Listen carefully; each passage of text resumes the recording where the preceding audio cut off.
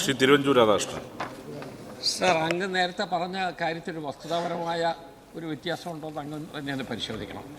Sir, Thottappally സ്പിൽവേയിലെ കരിമണൽ ഖനനം ചെയ്യാത്തത് കൊണ്ടാണ് ഓണാട്ടുകര ഭാഗത്ത് വെള്ളം പോകുന്നതെന്നാണ് അങ്ങ് പറഞ്ഞത്. സർ, ഓണാട്ടുകര ഭാഗത്ത് വെള്ളം പോകാനുള്ള പ്രധാനപ്പെട്ട കാരണം ഇവിടെ നമ്മളുടെ വേമ്പനാട്ട് കായലിൽ അതിൻ്റെ ഡെപ്ത് കൂടാത്തത്, അവിടെയാണ് ഖനനം നടക്കേണ്ടത്.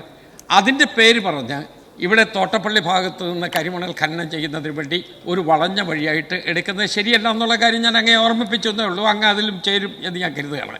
സാർ, ഇവിടെ പ്രധാനപ്പെട്ട ഈ സംസ്ഥാനത്തെ ഗവൺമെൻറ്റിൻ്റെ നയമെന്താണ്?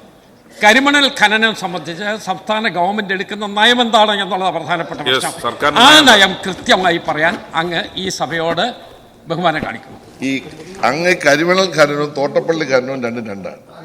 അങ്ങ് വളരെ പരിണതപ്രജ്ഞനായ ഒരു, ഞാൻ പറയട്ടെ, എന്റെ MLA അങ്ങ് വളരെ പരിണതപ്രജ്ഞനായ ഒരു ജനപ്രതിനിധിയാണ്.